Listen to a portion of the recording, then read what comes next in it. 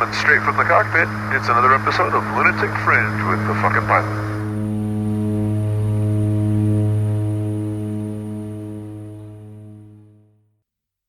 Ready, set, go. All right, once again, this is the fucking pilot in the can with another edition of Lunatic Fringe Into the Void. And this one, for me especially, is a very special edition of the podcast. I got somebody I've been wanting to pick his brain for more years than I can count. So tell me, who the fuck are you and what do you do? My name is Ray Ferrell, and I'm a recovering DZO. Oh my God, Ray fucking Ferrell. Oh my God. Do you have any idea how many people right now are just sitting at the edge of their seats right now? Yeah. Some may be interested, some may be pissed off. Yeah. Hey, that means we did it right? Yeah. So recovering DZO, you're officially retired. You don't run a drop zone anymore. Nope, I got out of it in 2017, January 2017. I sold the business, and I've moved to the Florida Keys, where I'm enjoying life, doing a lot of scuba diving, still actively skydiving, and staying busy. I'm semi-retired, I should say, because I have 5 turboprop airplanes that we still lease out for skydiving. Of course. So that keeps us a little bit busy. Yeah, man, I bet it does. So that's, well, actually, before we get way ahead of ourselves, let's back up a little bit. So you've been in skydiving for a long damn time. Ray Ferrell was a very common name when I started, at least on the West Coast. But how did your skydiving career start? Where'd you begin? Where was that first jump, and why did you make that first jump? My first skydive was in 1976 in North Carolina, Lewisburg, North Carolina. Franklin County Sport Parachute Center, which was Paul Fayer's place. And I'd always been infatuated with heights. I always thought jumping out of an airplane would be a cool thing to do once in your life. And but before I started skydiving, I was down at Jockey's Ridge, North Carolina, where the Wright brothers flew. And driving down the road, I saw a hang glider. And Jockey's Ridge is a 13-story high sand dune, probably the safest place in the world to try to fly. And that's where the Wright brothers flew, and they were flying hang gliders, and I stopped. They gave introductory lessons, and I took an introductory lesson. Nice. Went home and bought a homemade orange tie-dyed sail hang glider, and that's another whole story. It turns out I didn't know what I was doing or buying, and I just went straight back to Jockey's Ridge like I knew what I was doing, put it together, took off, and started going up and kept going up. Couldn't pull the bar far enough forward to get it to go down. Turns out the hang glider was built for towing. Oh man. So I kept going up until I flipped upside down and came crashing back down. Fortunately, I landed on top of another guy's hang glider, which probably saved my life. But it bit the shit out of his hang glider. So yeah. So I had to pay for the damage and put my tail between my legs and go back home. That's a hell of a way to start your aviation career. It was my aviation career. So I bought a set of plans and took this thing apart and started all over and built a new one. And I was in the hang glider for several years before I made my first skydive. And same old story everybody tells you probably. I had a bunch of friends I'd gotten together, so we were going to go make a jump because if you had 6 or more, you got a discount. Took 6 months to put it together. The day we were supposed to go, every one of them had a reason not to go. So I went by myself and went to the training. It was windy. It was March in North Carolina. It was windy season. Had to go back 3 weeks in a row before I finally got to make my first jump. And as soon as I made the first jump, I landed, bought the student package, and never stopped. Wow. Now that was all. I'm assuming that was all static line. Oh yeah, static line, military surplus gear. It was back in the day when the worst gear on the drop zone was the student gear. Yeah. Well, what was the old T-shirt that was around for a while? I remember when sex was safe and skydiving was dangerous. That's right. Yeah, it was back then. Yeah, it was pretty interesting, but it was also my first airplane ride. I had never been in an airplane before I made my first skydive. No shit. Yeah. So wow, I think interesting. in 20 something years now of flying people and taking jumpers, I think I've had maybe 3 or 4 people that had never been in a plane before they jumped. I mean, how was that? That must have been just bizarre. Well, I was always infatuated with heights as a kid. I grew up in the country and I spent my childhood swinging through the treetops. Tarzan was my hero. Mm. And I was just jazzed. I was so busy wanting to look out the door. I'll never forget the instructor was right in my face talking to me the whole time, and I was just thinking, let me look out of the airplane.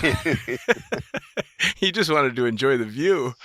Yeah. So when they opened the door, I was pumped up on adrenaline. As soon as they opened the door, I started climbing out, and he grabbed me and says, "Wait a minute, I got a spot." Oh. So I was good to go, man.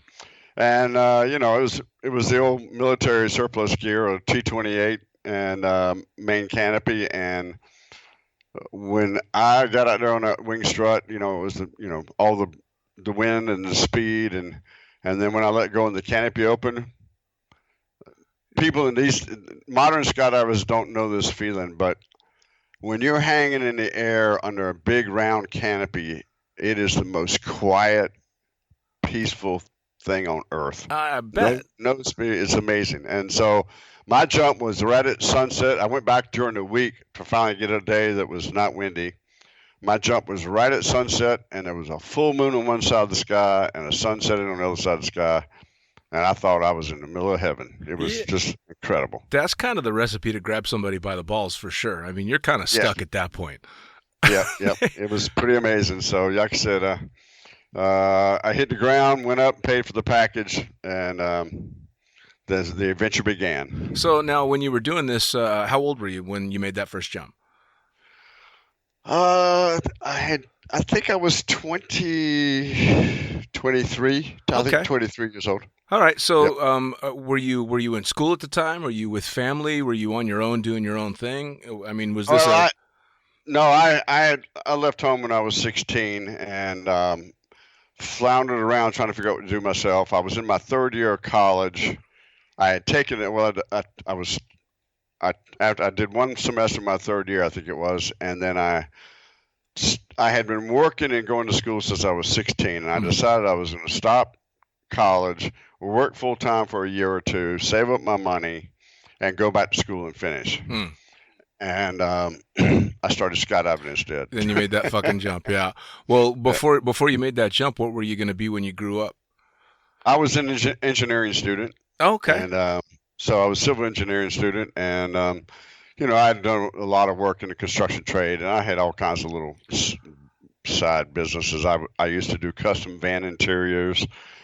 I had a little tiny contracting company that we built billboard signs. Which I kind of hated because I thought they were ugly as hell. But, sure. Well, I did a lot of things like that. Your engineering would have served you well as you got older too, and we'll definitely get into that because I know personally how much you put that engineering knowledge to use later in life, for sure. I like to say I became a parachute engineer. Yeah, no doubt. Well, speaking of, so you make your first jump and you decide, fuck it, that's it, and now the college money you're saving ends up going into nylon and jump tickets. When did you start? Obviously, you went full bore right from then, but how did you start working in the sport? What was the first gig in skydiving for you? Well, I was in Franklin County. I met was at the time was the kind of the most RW progressive skydiving center on the East Coast. Okay. Polk Valley on the West Coast, and Franklin County had a lot going on. The Wallace brothers was called the Dirt Divers, and they all worked at a company called Steinthal Parachute Company in Roxborough, North Carolina. Okay. And a group of those guys, they were called the Roxborough 8. All of those guys, that was the management team, were moving to California because Security Parachute Company had been bought out by GQ Parachutes of England. Okay. And so the management team was going out to California. That included the Dave and Bungie Wallace and several other guys. And they suggested I come with them, and I said I had never been west of the Mississippi, and I said, "You guys are crazy. California is full of, it's going to fall in the ocean, and it's full of crazy people and nuts." And throughout that summer, they kept egging me on. They were leaving later, or that actually throughout that winter, and so in April of 1978, yeah, I decided what the hell. So I had a yard sale, sold everything I had except for a motorcycle and Nice. a chest of drawers full of all the clothes I had. We got a 24-foot U-Haul truck and a bunch of walls, and I drove across country Oh to man. to go to work, and I went to work for this parachute company for $100 a week before taxes. Holy Jesus Christ. So you were at the time the epitome of a country boy. Yeah, yeah, yeah. Never been in an airplane before, never been west of the Mississippi before. Hung on, I'm guessing that accent of yours was a shitload thicker back then. Yeah, it was. It was. And you hopped into a U-Haul and drove to fucking California for $100 a week. Yep. Well, I didn't have a job when I left. The parachute company decided to hire me once I got there, and but like I said, I had an engineering background and a drafting background. So, but I did it because I wanted to learn everything I could learn about the skydiving business and or the equipment. Sure. And so it worked out really well because I worked with a guy named Dick Warren, who was the parachute doctor, and he was originally from Steinthal as well. He was an older gentleman, but a super guy and smart as hell. And he was actually contracted by Paraflight back in the day when Paraflight first started building ram air canopies, because every ram air canopy that was built had built-in turns. Really? And yeah, and he's the one that figured out why that was happening. And I don't want to get into too much boring details, but the bottom line is fabric has a weave, and back in those days they didn't have tolerances with where that weave went. So you would have fabric, and if you look closely at the ripstop fabric, it looked like all the lines were at an angle. Okay. So when you put it all together in panels on the canopy, those lines would make it turn into a parallelogram instead of a rectangle. Oh wow. Okay. And they would turn. So he discovered what was going on, and he would mark the high side of the fabric and flip the fabric back and forth as you put the parachute together. So it made a herringbone weave across the canopy. Okay, that makes sense. And it made the canopy fly straight. Wow. So pretty unique stuff. So I learned a lot of stuff there, and I got my rigorous ticket there, and then I got my master parachute rigorous ticket, and I started out in the engineering department. So I was working on both canopy and container designs, and it was a great gig. It was good fun. I wasn't making much money, so at Pope Valley on the weekends, I was a short order cook in the restaurant at Pope Valley Drop Zone. Oh wow! And I worked in the bar on Friday and Saturday night. And I was a short order cook on Saturday and Sunday morning. I'm really trying to picture that. And the good news back then, because I was a good old Southern boy, I didn't drink and didn't take recreational stuff. Sure. And so all of my money went into skydiving and peanut butter and honey sandwiches. Man, oh man, that must have been. I suppose maybe because of the Southern upbringing and such. But I can't imagine being in California in the mid '70s when the hippies are it's just starting to fade out. The '60s is just over. That place must have been crazy. Oh, it was. It was definitely crazy. But I mean, I didn't grow up too much as a church boy. I mean, I hung out with the typical rabble-rouse of school. Sure.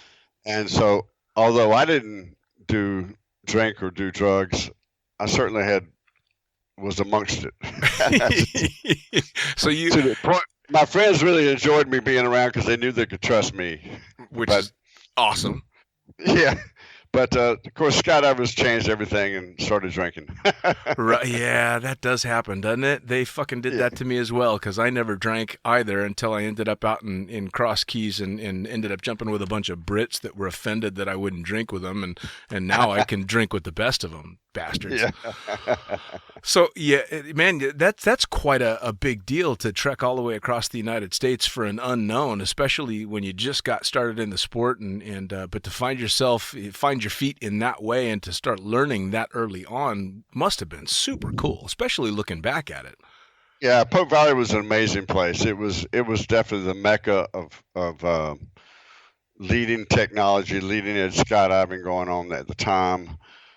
I got there. I had 140 jumps. I thought I'd never get on a load again because I was amongst sky gods. For sure. And there was a fellow named Scratch Garrison who is an icon in the sport from back those days as well.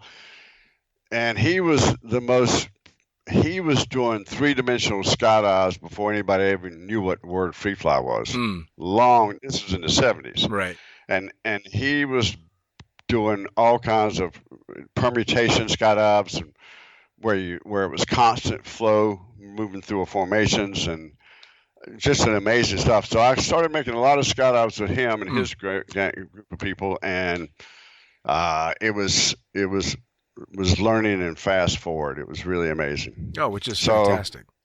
So it was, and this was the early days of ram air canopies, and so I came up in an era of skydiving which was really moving from the old military style and accuracy discipline to the RW. Sure.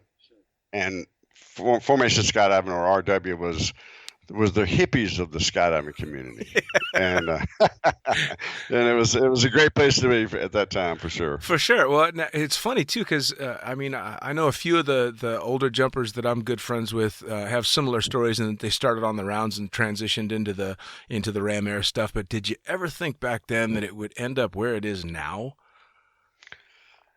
Not really, but on the other hand, one of the most amazing things about skydiving, which I've always said, is that I've done a lot of sports and a lot of things, and with hang gliding, for example, in the early days, there was a lot of people we used to call sled riders, and they would have the fanciest, nicest equipment. They'd be on the top of the hill. They'd wait till the end of the day when it was nice and calm winds, and they'd launch and slide down the hill. But they looked good, Great. And with skydiving, you can have the best gear in the world and look good going to the airplane, but there's no bullshitting your way out of it when you're in the doorway. No, there isn't. That was was kind of one of the cool things about when I came up in skydiving, and you'll remember this as well because you were in the thick of things, is that at one point, I think it was in the mid-'90s and early 2000s, you knew it was a good skydiver. The grungier his rig was and the nastier his jumpsuit was, chances were the better the skydiver was. Yeah, exactly. So you can't bullshit your way through skydiving. But the great thing about skydiving is that it's constantly evolving. You can be, and like for today's, wind tunnels have made huge advances in free flying and skydiving. Period. It's amazing. So you can get as good as you can possibly be on your belly. You can flip upside down and start over. Yep. And I always said, it really sucks to have 6,000 skydives and be a neophyte. Right. Which is what I am when I try to get on my back and stay there. Oh yeah, yeah. No, it's funny. It's the same thing with me. I just I rolled through 11,000 jumps, and I've got people with a couple hundred jumps that can outfly me without even thinking about it because they've got a shitload of time in the tunnel. Yeah. So it's that's what's great about it, and certainly the parachute equipment has advanced to the point where, we're always going to find a way to kill ourselves. Oh, yeah. Because parachute gear is so reliable now. And so to answer your question, I'm not totally surprised because the evolution of skydiving continues to blow me away. Sure. With new stuff. I guess for me, I'm not shocked at the evolution of the flying nearly as much as I am the technology with the equipment, because I really don't have a background in that like you do.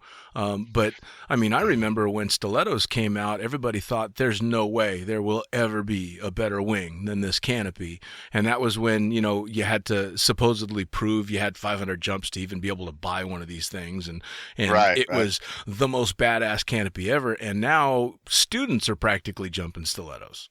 Well, yeah, and it's the same thing when I had been flying hang gliders, and then I'm going through my student training with these big old fat round canopies and the worst gear in the world, and I'm watching these guys with new ram airs coming in and doing stand-up landings, and I go, that flies like a hang glider. That's what I gotta have. Right?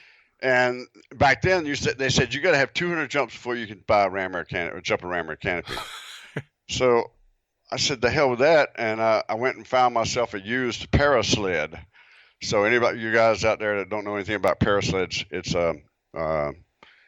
an amazing canopy. It had a split tail, so it was like wing warping. And anyway, that was my first ram air canopy. And then when I was working at Security Parachute Company, we came out with a unit which was the first lightweight 7-cell canopy, and then we came out with the X210, which was 210 square foot lightweight 7-cell canopy, and everybody said that canopy is too fast, it's too dangerous, you guys can't sell that. Could you imagine if they were able to, if you had a time machine and you could just go back on a Saturday to any one of these drop zones with a Leia or a Velocity or a Petra? My God. Yeah. But the transition time, I mean, probably if the canopies that are available today were available when I was 20, I might not be here today. Yeah. Because, I mean, I spent a great part of my time at Security Parachute Company in the engineering department and also running test programs. So I did a lot of test jumps. And like, for example, with the X210, it was spin faster than anything you'd ever had. And I spun myself into the ground with it, just horsing around too low to the ground. Oh. And I came out my last turn and was like, I've just realized I've screwed the pooch. I got an airplane in front of me or a tarmac to hit on, one or the other. Oh. So I took the tarmac. Yeah. And cracked both of my heels, but I got up and walked away. You can't do that today. No. So that's the difference. I mean, the gear is so fast and so reliable and safe if you drive it properly. Yeah, I mean, today it's no longer a matter of the equipment failing; it's the training failing.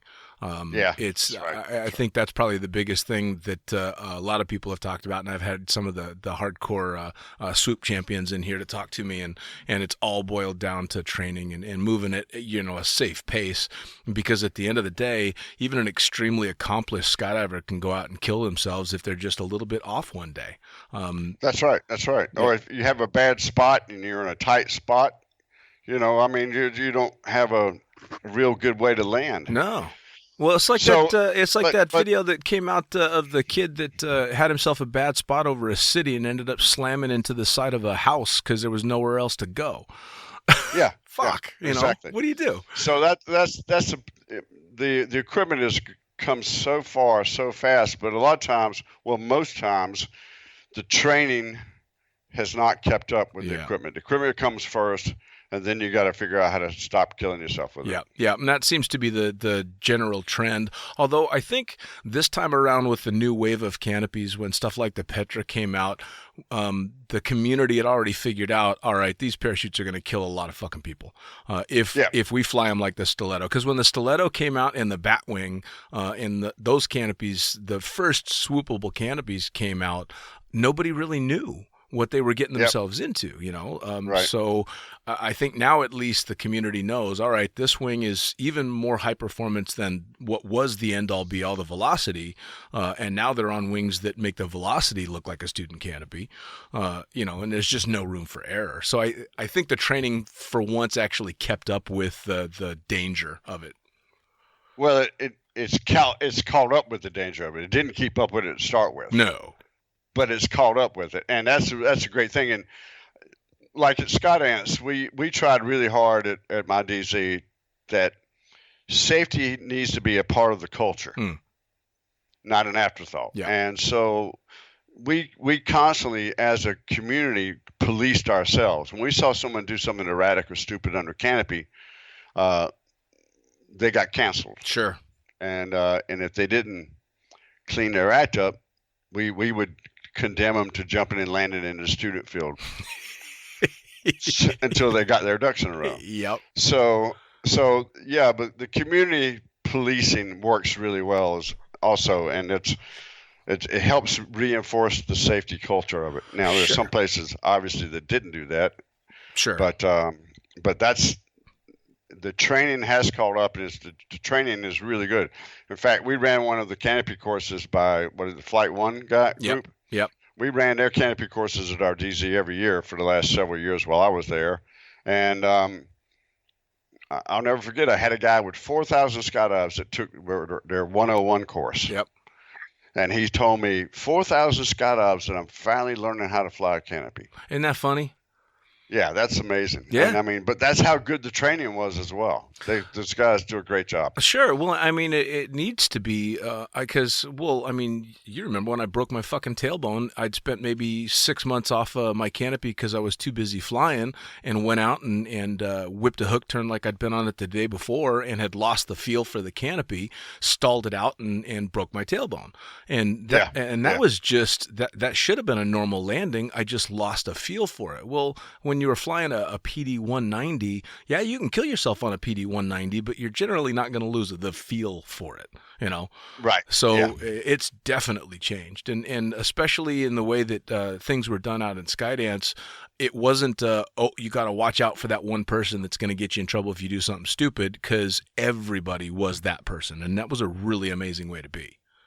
Yeah. And it helped. I think it helped a lot.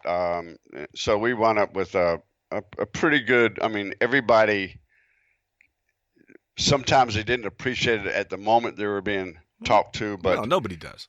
In the big picture, everybody got it. Oh, and, sure. So we all looked out for each other, and it worked out really well that way. So now, speaking of Skydance, how did that come about? Because you end up in Pope Valley, and you're a short order cook and designing and doing test jumps and all that stuff, but you ended up transitioning into owning and operating probably one of the longest lived mid-sized drop zones in the U.S.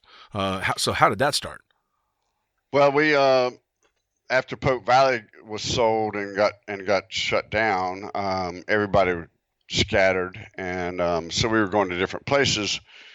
I was still working at Security Parachute Company, and then the company that had bought them out, it was GQ of England.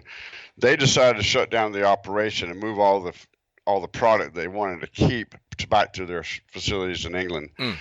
So I was basically, like everybody else at Security Parachute Company, kind of out on the street trying to figure out what to do with myself. So I started Action Air Parachute Company, which was my little parachute loft. Sure.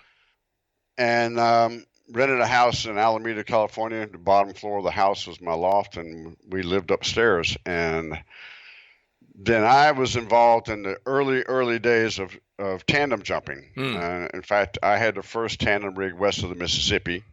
I had the only tandem gear program in California to start with. So from the very beginning, I was involved in it. I was in the first group of people that got their tandem instructor or examiner ratings, and so I was running a tandem program, and I had gone to the only big drop zone in Northern California, which was Lodi at the time, and told Bill I wanted to run a tandem operation there, and he said okay. So I bought my trailer out, ran my own operation separate from his operation, but I had to pay him for the airplane seats, and he would make me buy the whole 182 load, and for one tandem at a time. And in the weekend, I'd pay him off in cash, and that's how we got started. Wow. And after a very short time, maybe 2 months, 3 months, he decided that I had offered to train him to do tandems and would leave my gear there during the week for him to use during the week because I was running a weekend program. And he said, okay. And I said, well, when do you want to do the training? He goes, I'm not going to ride in front of that thing. I said, well, I'm not going to give you a tandem rating then. So he didn't get his tandem rating. So he said we couldn't do tandems anymore. He said he read the waiver. Back then we were under a waiver, for 10 or 15 years under a waiver long from time. the FAA. Yeah. So he said he read the waiver and he said you can't charge to do tandems and you can't charge for the airplane ride to do tandems. So you can't do tandems here. And I said, okay. And so I moved my operation to Antioch Parachute Center. All right. With the Jones brothers and started doing them there. Well, that wasn't good enough. Bill wrote a letter to the Western region of the FAA and got a legal interpretation from the FAA saying exactly the same thing, that you couldn't charge for tandems and you couldn't charge for airplane ride do tandems because it was experimental. But so that's kind of the same way it is for flying experimental aircraft, like a home-built airplane, like a Pitt Special. Sure. Right? You can't charge somebody to fly in a Pitt Special from point A to point B, but you can charge them for aerobatic training. All right. So that was the way it was supposed to be with skydiving, but Dawes got a very narrow interpretation of the rule, so we were basically grounded. But I started the Tandem Sport Parachute Jumpers Association. And dedicated to the advancement of skydiving training through tandem parachute jumps. Nice. And so I made up a form. It was a beautiful little thing. Back in the day, it was. It looks pretty silly now, but anyway, I made up a form. I had the Tandem Sport Parachute Jumpers Association. It cost you, back then, it would cost you $125 to join the association. And as a member of the association, you got to make one free tandem skydive. It's genius. So I was only out of business for a day before I was back in business. And then the other thing that I did was I made up a form letter to the FAA, basically so that everybody made a tandem jump. I gave them the letter at the end with their certificate. I said, if you enjoyed this, if you thought it was valuable, please sign this letter and send it to the FAA. and so most of my tandem students wrote their own letters versus signing mine. Right. So that summer, the FAA legal office got inundated with letters from my tandem association. So it took about a year before they changed their rules again, so that we could continue doing tandems. That's fucking great. That's sneaky, but that's great. Yeah. So in the end, because Dawes couldn't kill it, he had to join it. Oh. And that's a whole nother story. And I'd really not spend my whole day talking about Bill Dawes. Yeah, no. Let's not do that. There's way too many skeletons to unbury with that. Well, so you end up doing all that, but you end up eventually out of Yolo County. Yeah. So what happened was after I was doing my stuff at Antioch, the Jones brothers saw how well the tandem worked, and they weren't in favor of the tandem program at all at the time. But they saw what I was doing and they saw how well it was working, and of course they wanted their own tandem program. Sure. So it became obvious to me that I needed my own facility if I was going to keep my own tandem program going. And I was good friends with Dan O'Brien, and he was working in the construction trade. He wanted to be in the skydiving world full time. And he was actually working part-time with me in my parachute loft because he was a rigger as well. So we started on a hunt to find a place to run a tandem program. And so I'll make this as fast as I can because it can go on forever. Sure. My first wife and I were engaged at the time, and we wound up getting married near Yolo County Airport at a private ranch. And then the ranch was up for sale, and we were going to buy this ranch. It had a 2,500 foot grass strip on it. Oh, wow. So that's where we got married, and we had a wedding boogie there. We had two 182s, and it was a hell of a party. I bet. At a private ranch. And so we had that in escrow. We were going to buy it, and but at the same time, we had been negotiating with Yolo County for almost 18 months because Yolo County was our backup plan. We were going to buy this private airstrip and run our drop zone there. It had a house, it had barns, it had facilities. It was a beautiful thing. But first time I ever tried to buy any property, I didn't know basically anything about what I was doing. Sure. And the week before we were supposed to close in escrow, the bank we were working with came back and said, and this is back in the day when farm values were so depressed you couldn't borrow money for a farm. And it was an 80-acre parcel, and the bank came back to us and said we can only loan money on 5 acres and the improvements of the property, the house, and can't loan money on the property, the rest of the property. So we came up $30,000 short, and back then 30,000 could have been 30 million. Sure. I wasn't going to come up with 30,000. Sure. So we went to the owners and said, "Hey, you gotta either carry a second on this property or drop the price, or else we can't be bought." Right. And it had been on the block. It had been on the market for a couple of years at that time. So they told us they had a backup offer, and I figured they were jerking my chain. And bottom line is, the day we were supposed to close escrow, we couldn't close, and this developer from Santa Rosa bought it out from under us. Oh, wow. So Plan B became Plan A, and that's how we wound up finally got a lease on the airport at Yolo County Airport. But as we started, Yolo County. Yeah. Yolo. You only live once. So we were on Yolo County Airport, but we didn't have permission to land on the airport. And we met a farmer that had property across the street from the airport property. And his name was Dwayne Chamberlain. He's a wonderful guy, and we called him Saint Dwayne. He said he would let us land on his property. Oh, that's awesome. So we started a skydiving center in February in the middle of a mud pit because it was rainy season. Yep. And we were trucking people back and forth across the road to where the drop zone itself was, the landing area. Wow. But Dwayne he is a great guy. He's still around. He said there was all kinds of people in the county that told him he ought not let us land there, and the more people said no, he shouldn't do it, the more he wanted to do it. Right. So he became a real advocate for us. Oh, that's fantastic. That's how it all got started. Well, and you went with the idea of a 2,500-foot grass strip and ended up on one of the largest paved runways in Northern California. Yeah, 5,000 feet. It's fucking massive runway. That thing is huge. Yeah. Absolutely enormous.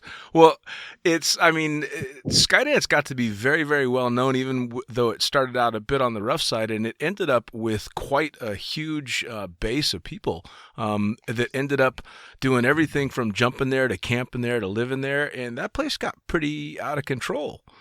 It was fun. It was moderately out of control. We tried to keep a thumb on it a little bit. Well, you said before we got started that the first 10 years were a bit rough, trying to make it all work, and then you kind of had to get down to business. And I didn't come out there until 2004 is when you and I first met. Right. So it was already pretty well established and had a great crew of people, and you were running the PAC 750 and all that stuff. And actually, I want to ask you about that as well, because there's more than a few pilots listening. You were instrumental in the start of the PAC 750. Yeah. We started Skydance in 1987. Dan O'Brien and I did, and so we had, and my job was to run the student training program and the aircraft. And Dan was going to be the general manager. He was an international competitor. I had competed at the Nationals a few times, but he was on part of Mirror Image, which was a world champion 8-way team that won the world championships 3 times. So he was going to be the drop zone manager, and he was going to recruit people to come here to train. And we did a really good job with that. As you probably remember, we had the Olympic skydiving team train at our center for 2 weeks before we went to Korea in 1988 for the Olympics. We had international teams. We had the English team, the Norway team, the Norwegians, the Belgians. It was a great time. We had people from all over the world coming there. We had a group of Indonesians come from your second home to our place for a whole summer. So that was all happening, and the airplane thing was, we were the first people to buy a King Air for skydiving. Okay. And was also the first to realize how bad an idea it was. Because I was a young pilot at the time. I didn't have a commercial ticket, so I hired pilots to fly. But I would check out somebody in a 182, and they couldn't fly 182, and I'd go, how could this guy have a commercial ticket? Right. So I went and got my commercial ticket, and I got to tell you, it was the easiest thing I'd ever done in my life. And the first thing I thought when I walked out of there was, who the fuck's been flying my airplanes? So we got a lot more serious about pilot training. And I was really lucky because I had people like Mike Guinness, who was an airline pilot and a long-time jump pilot, and Craig Wolf, who was same situation, except he flies corporate jets. He flies the biggest global expresses there are now for some giant corporation. But those are the guys that were my mentors, and that they were flying my King Airs and checking out our pilots. But so after a year of flying, the first year of flying a King Air, everything's great. People loved it. It was fast as hell. It was fun to fly. But year 2, the hot sections are due.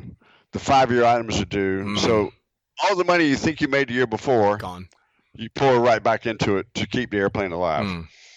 And so after a few years of flying King Airs, it was like, it's a money pit. Sure. And so the bane of our industry has been poorly trained pilots and poorly maintained airplanes. Yeah. Oh, yeah.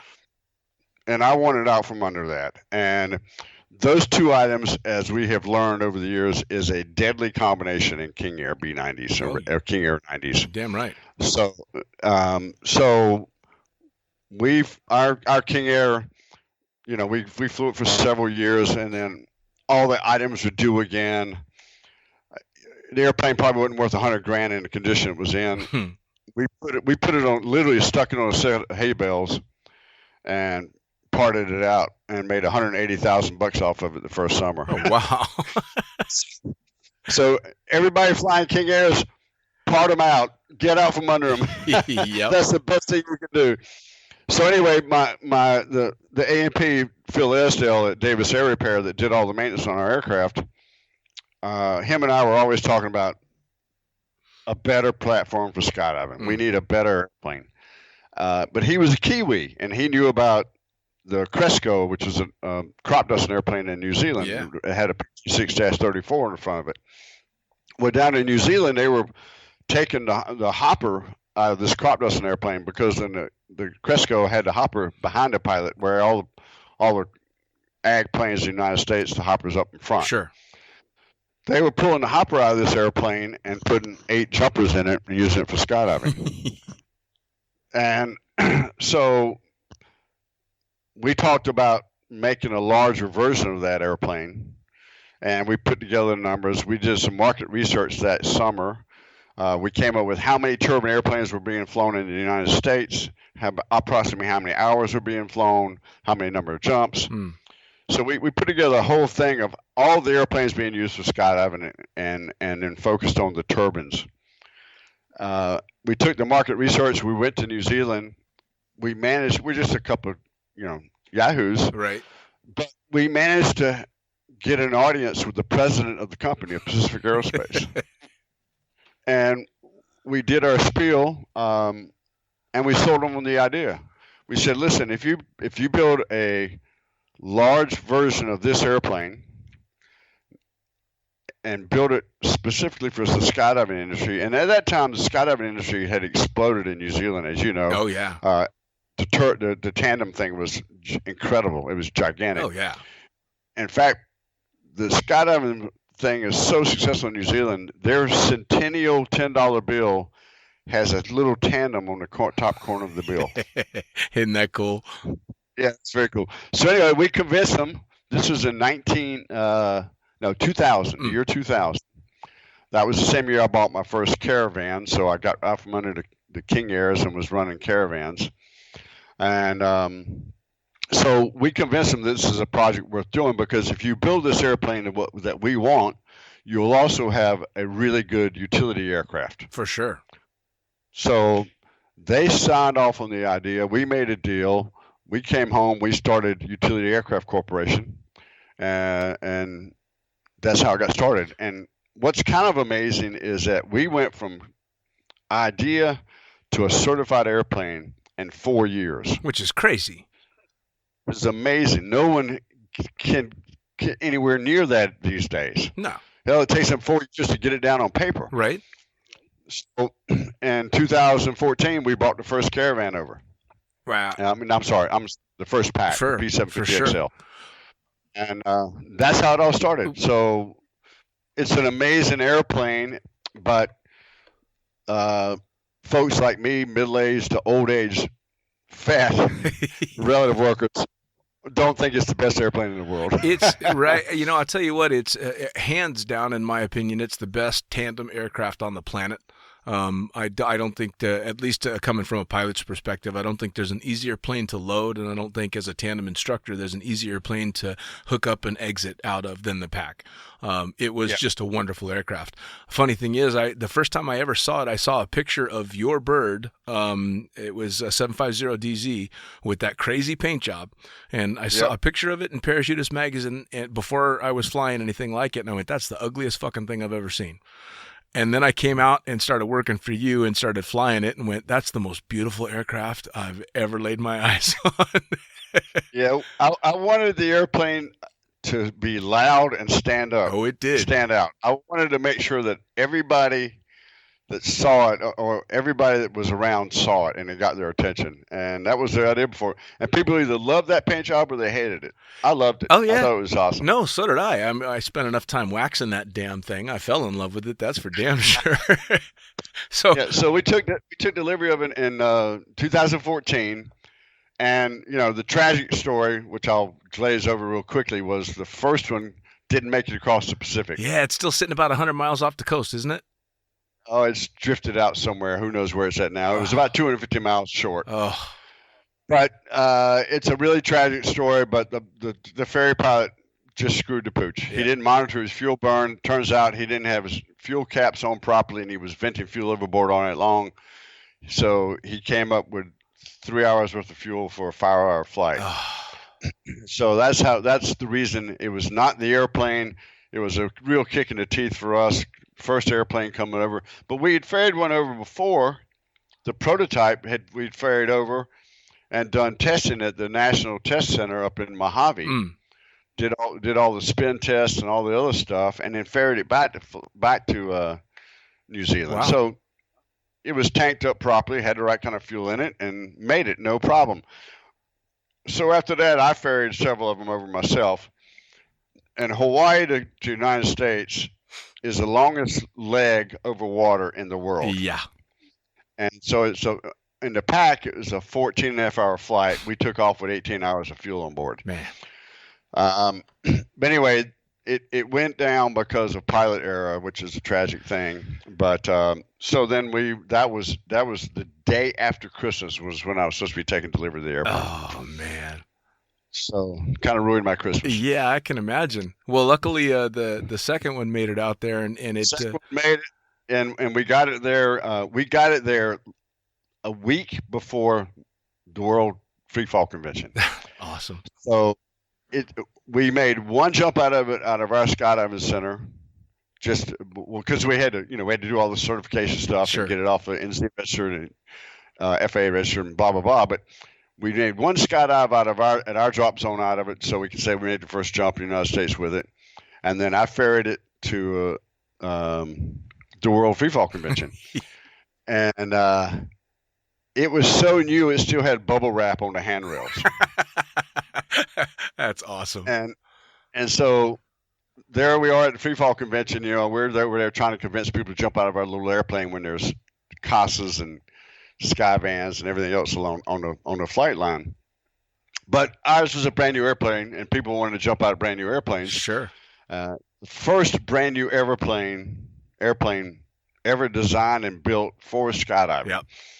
Yep. And only the second new airplane in the United States that ever been bought brand new for skydiving. Sure. The first one was Cowboys Caravan some years before. Yep.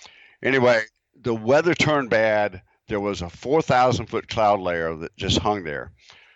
And there were, 2,000 people there with money in their pockets, jump tickets in their hands, wanting to meet skydives. Sure. So we said, 2 skydives for the price of 1, Hoppin' Pops. And we fired up our pack, and we flew. The first day we flew 43 loads. That's awesome. Because as you know how that airplane is on takeoff. Oh yeah. From takeoff, jump run was about a minute and a half, and it was about 30 seconds to land. So we were just cranking and turning and cranking and turning. And my guys that were doing the manifest, they said, we've only got 3 people. I said, send them out. Send them out. It didn't matter how many we had. We were just shooting straight up in the sky, dropping jumpers, and shooting straight back down. Yep. 43 loads. At the end of the day, I did the math, and it's like, man, I hope it's cloudy the rest of the week. Hey, keep that shit rolling. Hell yeah. So we did that for 2 days. We did 43 loads the first day, I think it was, and 39 the next day, and then the skies finally cleared. Wow. But the other operators couldn't stand it. They wanted to get in on what I was doing. So Mike Mullins fired up his King Air and offered Hoppin' Pops for the same price. Sure. But he wouldn't fly with just 2 or 3 people. And that's where you had it. I was flying with as many as 15 and as few as 3. Sure. And so he'd fly a couple loads and then shut down. And then Paul Ferry fired up his Casa for high-speed flybys. So people got in the Casa running off the tailgate doing 130 knots. And but they just couldn't keep it going. Sure. And I could. So it was pretty amazing. So it was grand fun. It was a great introduction of the airplane to the United States. Oh, hell yeah. Well, and then it's obviously become quite the success both in the U.S. and around the world. I mean, PAC 750s can be found everywhere. In fact, a very good mutual friend of ours is running one out of Pretoria, South Africa. Yeah, exactly. I mean, they're everywhere now. You got to have a shitload of pride in that. I mean, between you and Phil, you guys just decided we need a new kind of fucking airplane, and now it's one of the most prevalent skydiving aircraft on the planet. Well, yeah, and it can't be beat for efficiency, safety, and profitability as a jump plane. It can't be beat. Well, and I personally don't think it can be beat, especially considering it was my first turbine. I went from a 182 at your drop zone, and by the way, thanks again for giving me the job. straight into the PAC 750 at 1,000 hours, and it's I'll say it now. But between you and the PAC 750, the only reason I'm the fucking pilot instead of just a fucking asshole is because I got that job to fly that plane. That's awesome. Yeah, that's awesome. Man. That plane was an incredible introduction to a turbine. As far as a turbine aircraft goes, they don't get any more user-friendly and simple. It's a stick, so it's fucking fun to fly. The thing, climbs like a bat out of hell when it's moderately loaded and descends. The only way you could make that thing come down faster is if you folded the wings back. Yeah, that's it. That's right. I mean, it just drops out of the sky. It's just a fantastic plane. And so especially for somebody like me who had that as his first turbine, I mean, wow, what a plane. Yeah, and in those days, the other thing the beauty of the airplane that we figured out once we were operating it was, I had a 182, so we'd have 1 or 2 tandems. We'd fire up the 182 with 2 tandems and spend 45 minutes getting altitude. Right. Or flying the load. And in the PAC with 2 tandems, we could fly the load to 13,000 feet and be back on the ground in less than 10 minutes Oh, yeah. or 10 minutes Oh, most. I don't know how many. So, I can't even count how many so it times was- on your load sheets that I would actually end up putting a 0.1 for flight time because it was just prior to clicking over to a 0.2. That's fucking Yeah, fast. and it was cheaper to fly there. And at the end of the first year, I did the math on what it cost me to operate that 182 that year because we weren't using it very much. And by the time you paid for the maintenance and insurance, the average cost per jump out of the 182 was like $25. So it's like we got rid of the 182 and we just flew the pack. And the other great thing about having the pack there was all the jumpers in Northern California knew that the turbine would be flying every day. Yeah. They didn't have to worry about jumping out of a 182. Yeah. And it was just that was another bonus to the airplane we hadn't even considered. Oh, yeah. And back then, in the early days of free flying, you know, hell, and if you saw each other in free fall on your head, you were doing good. So they weren't trying to do mass exits like they're doing 100 ways now in free flying. It's incredible. Sure.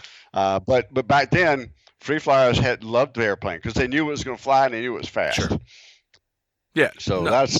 But now with the super vans are available, that Texas Turbine super van is an amazing conversion. Sure. So all of a sudden you could take a Caravan, which was as slow as a 182 when you loaded up full of jumpers.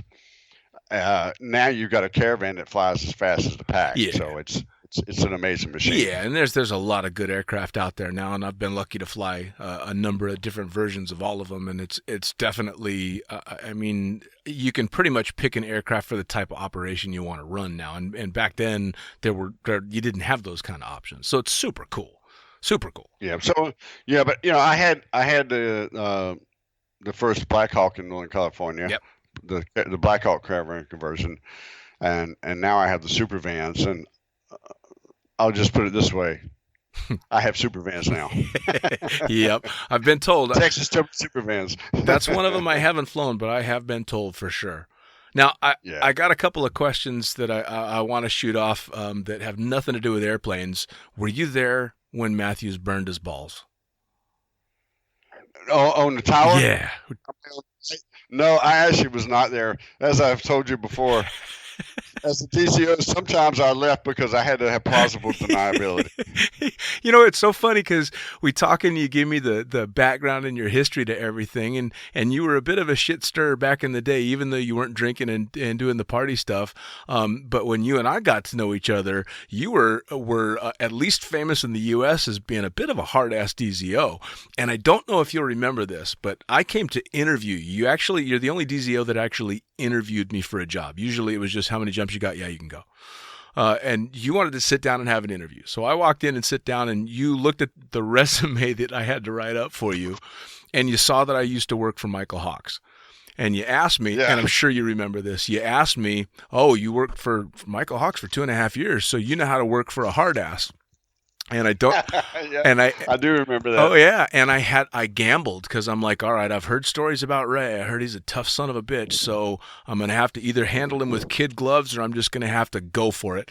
And I decided to go for it, and I looked you in the eyes and I said, if you're twice the prick people say you are, you're still only half the prick he is.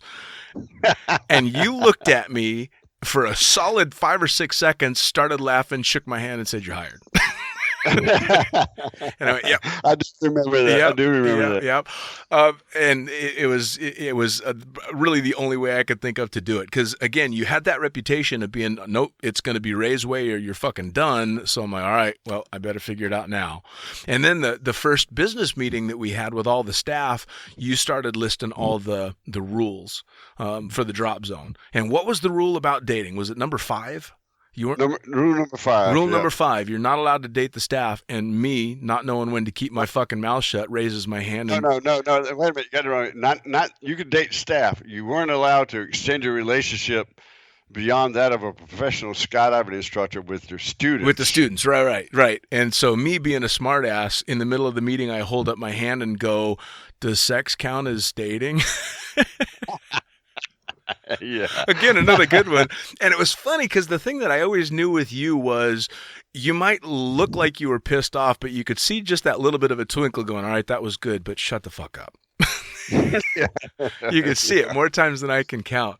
But a lot of shenanigans went on at that drop zone, especially because of the double wide trailer. And for those that have never been to Skydance, Skydance had the main offices and the drop zone and manifest and the hangar and all that stuff where all the activities were on. But midfield, you had Action Air Parachutes, which is where the loft was. And then you had a double wide trailer that you rented out to the responsible jumpers on the drop zone.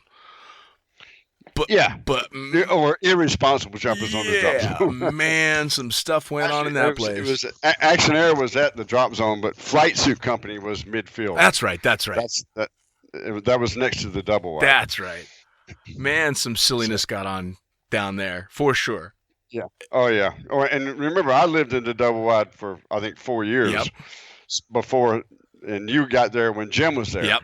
So it had been kind of party central for a number of years. Yeah. Jim was living there when I started jumping there, and then of course when I brought the Chicagoland Otter out for winters, I spent a few months living in the double wide there and got firsthand experience of what it's like living in that place. That was pretty interesting as well. I mean, yeah, some of the craziness that happened was pretty entertaining. Or like. And I brought this up, I think, talking to Jim or somebody else from Skydance. Do you remember the guy that decided to taxi the airplane down the runway when it didn't have wings on it? Oh yeah. What the fuck happened with that? He was just going to do a ground taxi, a taxi test, a high-speed taxi test With no wings. and with no wings, and it didn't work out so well. What? without a rudder working along with the wings, it was all vector, no control. I mean, all thrust, no vector. Oh my God. I remember because I was on descent when that happened and I watched it happen and I had to radio to manifest going, pretty sure a plane with no wings just crashed on the runway. and had to go a little long to land past him and all. Oh man.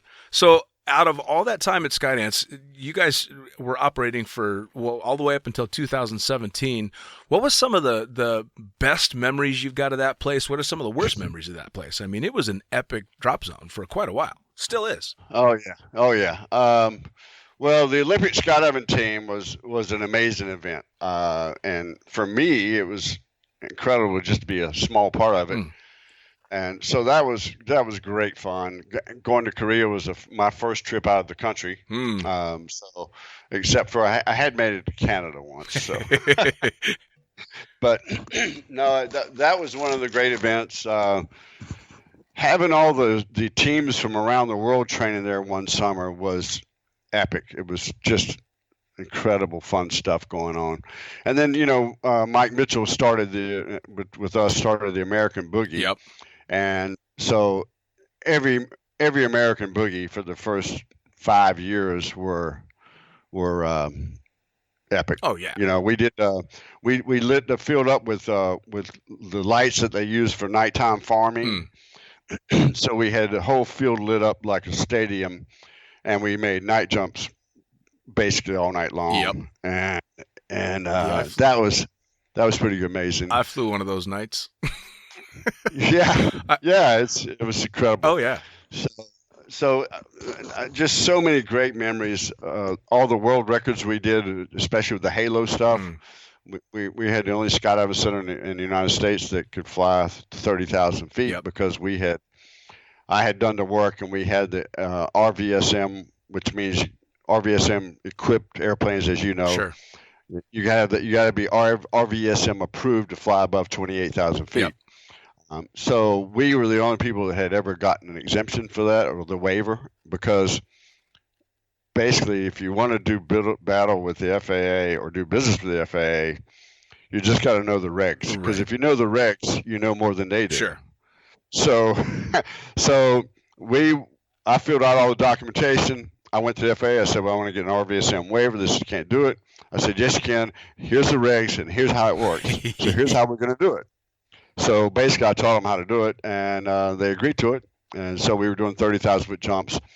Then we were doing world record altitude jumps, and we had my super van to 37,500 feet. Jesus Christ. So, and that's pretty much the ultimate the max altitude limitation, because you know the old triangle. The triangle is stall speed versus climb speed, Right. and at a certain altitude that becomes a point. Right. So I used to call it flying on the knife edge. You lure it on a coordinator, you start sliding down the side of Yep. it. So, but yeah, we did some pretty great things. For about 10 years, we set almost every wingsuit record there was. Sure. Every one of those flights were epic to me, Oh, because yeah. it was just incredible stuff. Oh yeah, So, no, and I was lucky enough to, during my tenure there as well, to fly a lot of the some of the high altitude stuff and a lot of the events, and I mean, you got a whole bunch of cool stuff that happened out there. In fact, do you remember Mythbusters when they came out? That was fantastic. Oh yeah, that was a great time. Oh, it was. The Mythbusters, those guys were so much fun to work with. Half their crew wound up doing tandem jumps with us. Yep, I took them. Yeah, that's right. We wound up doing 3 different episodes with the Mythbusters. Oh, that's cool. I did the That one. was good. I did the one to do the Point Break miss. Actually, it's kind of funny because I've got a bone to pick with you on that. So we did the whole thing. We were sitting stuck in fucking weather for the longest time, and they wanted to do 3 jumps. They wanted to do the can you fall for 90 seconds from 4,000 feet. So Right. to bust that myth, we just threw the dummy Buster out of the plane with nothing and let him go in. Twice, yeah. Obviously, we busted that myth as he plowed into the field across from the drop zone. Then we wanted to do, could you talk in free fall? So I took the tandem, and camera flyer tandem instructor Dan jumped out and tried to verbally pass a message to my student. And then, do you remember what the message was? Oh, what was it? I don't offhand. I do. The message was, pull my finger and you'll hear a tuba. Oh, that's right. That's right. And it was. I think it was Grant Imahara, the Asian gentleman I took. He was the one to do that one. And then what was his name? Tori Bellaccio. Right. I took him to see if you could jump out of an airplane 15 seconds after somebody else and catch them. And they kind of confirmed that one because Nick, who did the jump, caught up to us just at pull time. That's right. Which was super cool. But the bone that I had to pick with you was after it was all said and done. We're finished. The day's done. We got the jumps in that we didn't think we were going to do, and everybody ends up over at Doc's place drinking at the trailer on the drop zone. Yeah. So we're having our drinks and everything, and Carrie Byron, the female Mythbuster, was there, the redhead, just looking adorable. Yeah. And I was flirting up a storm, and she was flirting back. We were taking pictures and all that, and you son of a bitch made me fucking fly the pack to Davis right then. You came to me and you're like, Dean, pack's got to go over to air repair. What? Yeah. Jeez. And I did you a favor because the reasons I don't know if you even know this, but the reason she didn't jump when everybody else did is because she was pregnant. Yeah, I didn't care. And she was married, and so I saved you from yourself. She wasn't even engaged quite yet. I did find out she was pregnant after the fact, but oh my God. I got in that pack, came close to busting every limit that damn aircraft had to get it to the damn shop as quick as I possibly could, cussing your fucking name every second of the way. That motherfucking son of a bitch. And then got there, of course, nobody's there. So now I'm like, oh, he told me Phil was going to be, and finally I get a ride back, and of course by the time I get back to the drop zone, it's crickets. Literally everybody's gone. Oh man, I cussed you out for about a month. Like that son of a bitch. And I think we ended up, they had left Buster at the drop zone after he went in, and there's a picture of me having my way with Buster because I figured it was the only Mythbuster I was going to get close to after that. Well, there was always a method to my madness. Yeah, for sure. Well, that was the thing, is everybody always pretty much figured you knew what was going on, but it didn't necessarily mean they liked it all that much. Well, you might remember one of the rules I had was you can say anything you want to another staff member or to management or to me, but you had to do it behind closed doors. Yep. I didn't allow people to air their laundry in the public. Yep. So, I had I nicely ask people to come see me in my office on a regular occasion. Yep. Oh yeah, well, you got me a couple times. There was one time that a camera flyer, Amy, who I'm sure you remember, who worked for the FAA, had left a CD for me on my desk in the office in the hangar that had the caption "Dean's Mad Flying Skills," and it was a series of pictures of me, beautiful exits out of the pack and all that stuff, and maybe a little bit over the top, just a little bit. And you call me into the office, and you sit down for a second, and I sit down, and you turn your computer around, and it's nothing but pictures of me at a slightly steeper bank angle or slightly more aggressive descent. Yeah, slightly. Slightly, just a little bit. And you looked at me, and you went, "You got the pictures?" And I'm like, yeah. You need to do that again? No. Cool. You popped the disc out and handed it to me and said, "Have a nice day." I thought that was pretty cool. Yeah. Well, and then towards the end, and this is actually where I got to give you a ton of credit. Right when I had decided I was going to go fly the Otter in Chicago, I don't know if you didn't want me going or you were mad at the guy that offered me the job or whatever, but you were mad at me for about a week or so and giving me shit for, you kept calling me a short timer and telling me I was lazy.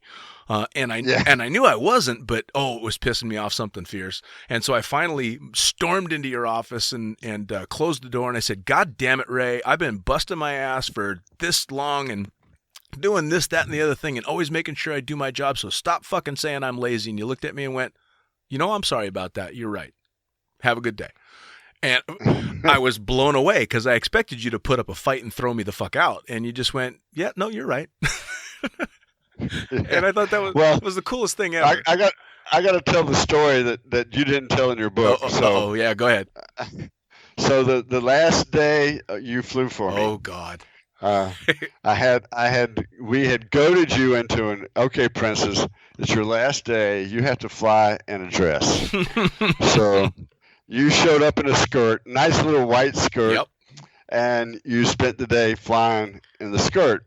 And a good friend of mine named Rich, who worked for the FAA, and he was a check airman in just about every kind of airplane in the world, from DC-3s to helicopters and everything in between. And he landed to get fuel at our place, and he was flying a King Air 200.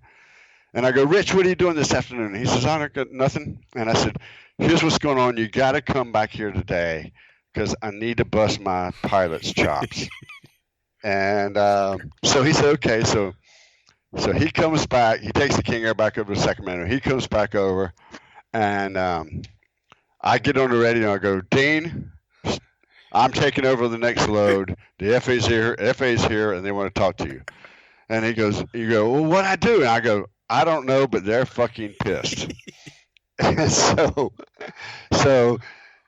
I meet you at the airplane, and you jump out, and you go, "What did I do? What did I do?" I said, "Man, I don't know, but you better fix it because this is fucked up." And I hop in the airplane. You go running through the parking lot to grab your wallet that's in your car, not on your person because you're wearing a skirt. And then you go in the office, and he starts looking at your wallet or at your pilot's license and goes, "Let me see the medical." Looks at your medical, and you were sitting there just in a tissue wearing a skirt. Yep, wondering what the fuck I'd done wrong. You guys left me hanging on that for a while too. Yeah, and then but in the end, he was I forget exactly what happened because I was flying, but before it was over with, Rich started breaking out into a grin, looking down at the ground because he was about to bust out laughing couldn't handle it anymore.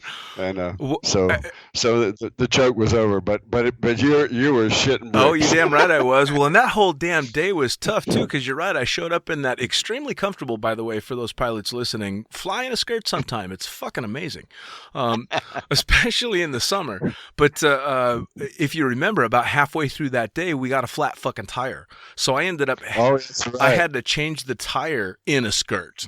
So I had the huge crowd around taking pictures as I'm squatting down under the pack, changing the tire in a skirt, which was another just ridiculous part of it.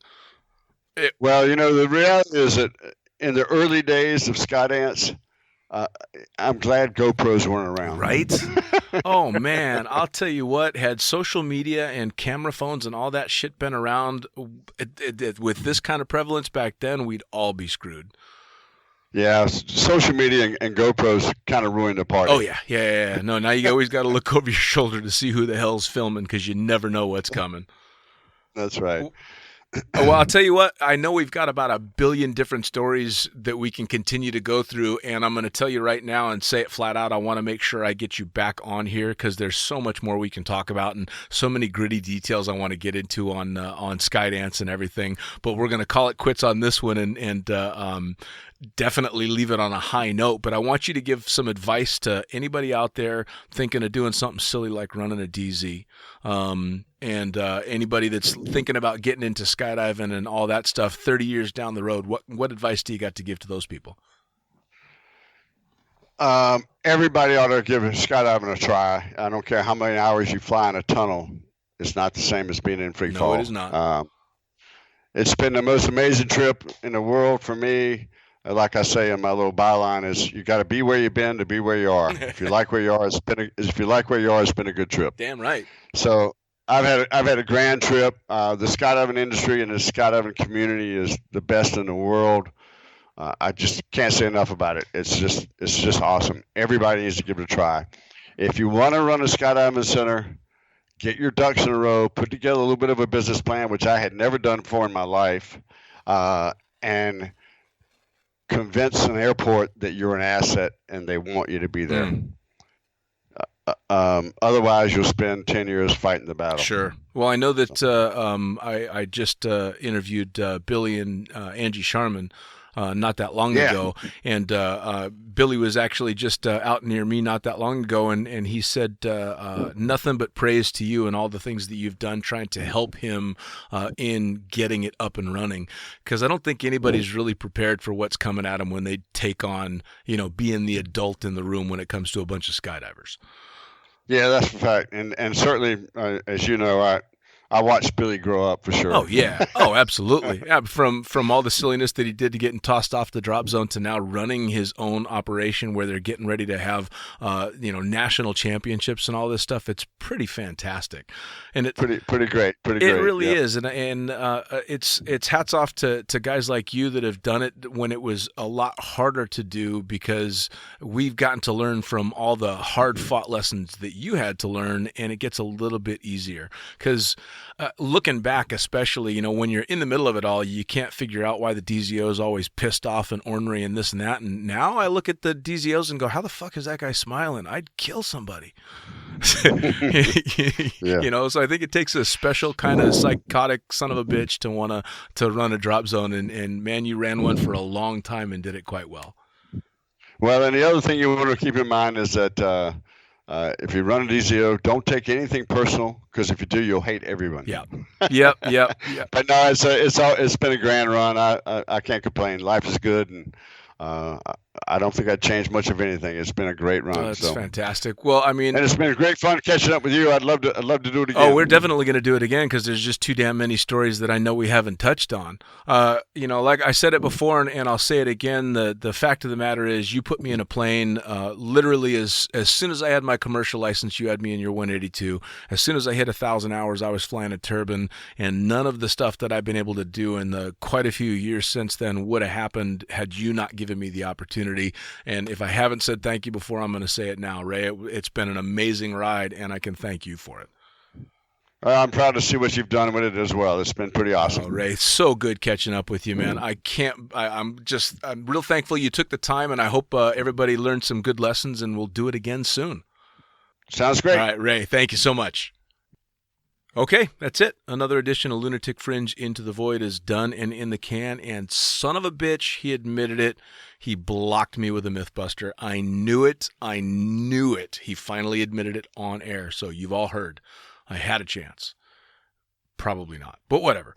Guys, BlueSkiesMagazine.com.